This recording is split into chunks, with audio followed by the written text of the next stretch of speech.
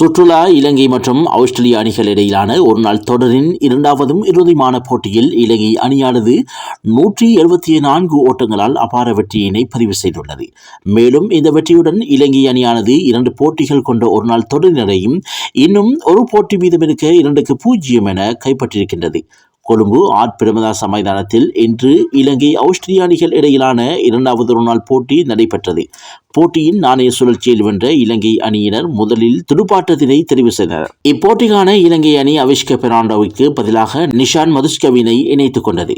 தொடர்ந்து நாணய சுழற்சிக்கமைய துடுப்படுத்தாடிய இலங்கை அணிக்கு ஆரம்ப வீரர்களில் ஒருவராக வந்து பெத்தும் நிசங்க 4 ஓட்டங்களுடன் ஆட்டமிழந்து ஏமாற்றினார்.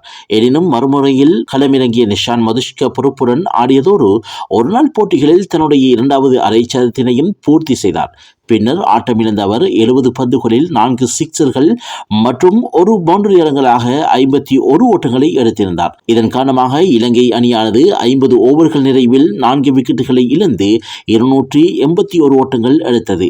இலங்கை அணியின் துடுப்பாட்டம் சார்பாக குசல் மெண்டிஸ் தன்னுடைய 5வது ஒருநாள் சதத்தோடு 115 பந்துகளில் 11 பவுண்டரிகள் அடங்கலாக 101 ஓட்டங்கள் எடுத்தார். அதே நேரம் சரித் அசலங்க 66 பந்துகளில் அதிரடி அரைச்சதத்தோடு 3 சிக்சர்கள் மற்றும் 6 பவுண்டரிகள் அடங்கலாக 78 ஓட்டங்கள் பெற்றார். ஆஸ்திரேலிய அணியின் பந்துவீச்சு சார்பாக பென் ஓஷிஸ், ஆரோன் ஹேடி, ஷோன் எபோர்ட் மற்றும் அடம் ஷாம்பா ஆகியோர் தலா 1 விக்கெட் வீதம் சாய்த்தனர். பின்னர் போட்டியின் வெற்றி இலக்கான 282 ஓட்டங்களை அடைய பதிலுக்கு துடுப்படுத்தாடிய ஆஸ்திரேலிய அணியானது 24.2 ஓவர்களில் அனைத்து விக்கெட்டுகளையும் இழந்து 107 ஓட்டங்களுடன் போட்டியில் படுதோல்வி அடைந்தது. ஆஸ்திரேலிய துடுப்பாட்டம் சார்பில் அதிகபட்சமாக அதன் தலைவர் ஸ்டீவ் ஸ்மித் 29 ஓட்டங்கள் பெற துனித் வெள்ளாலகே 4 விக்கெட்டுகளையும், அசித் பெர்னாண்டோ மற்றும் வனிந்து ஹசரங்க ஆகியோர் தலா 3 விக்கெட்டுகள் வீதமும் சாய்த்து தமது தரப்பின் வெற்றியினை உறுதி செய்தனர்.